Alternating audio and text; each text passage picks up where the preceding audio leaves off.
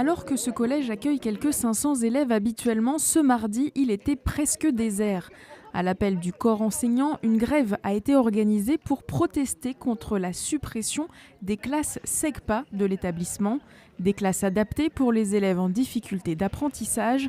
Aujourd'hui, ils sont 19, tous niveaux confondus, trop peu pour maintenir les 3 postes d'enseignants. Les autres professeurs sont solidaires. Nous, on est révoltés par cette situation parce que les élèves de SECPA, c'est des élèves fragiles. Et nous, on a bien compris que c'est une fermeture qui est là pour faire des économies. Et ce qui est proposé, c'est de les inclure dans les classes ordinaires, mais on ne sait pas exactement dans quelles conditions ça va se faire. Nous, on est inquiets en fait de l'avenir de nos élèves. Ce qui nous fait peur, évidemment, c'est l'échec et puis le décrochage. Voilà. Puisque dans nos classes, on a des élèves qui relèvent de la SECPA, mais qui n'y sont pas.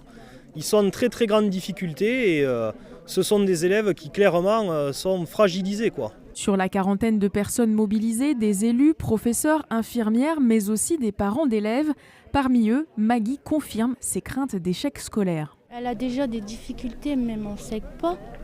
Donc pour moi, si elle a intégré entièrement en 6e normale, elle va plonger. C'est pas les aider, les enfants. Et puis ils vont se sentir très mal par rapport aux autres.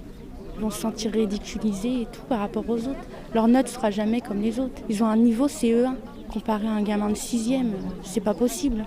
Autre option, envoyer les enfants dans d'autres collèges possédant des classes SECPA, aucune à moins de 40 km, une difficulté supplémentaire. Elle va être obligée de prendre un car parce que pour l'instant nous n'avons pas de proposition de transport pour monter jusqu'à Troyes, arriver à la gare, elle a un deuxième car à reprendre pour retourner jusqu'à la Villeneuve et pour une gamine de 12 ans c'est pas possible. Elle va être livrée à elle-même, c'est lui apporter du stress, du danger. À la rentrée prochaine, les classes de 6e et de 5e doivent disparaître. 8 dossiers pourtant avaient été déposés pour y inscrire des élèves. Pour un élu du secteur, c'est un abandon du milieu rural. Les différentes gouvernances nationales nous promettent depuis des années un maintien des services en milieu ruraux, un maintien de la population rurale.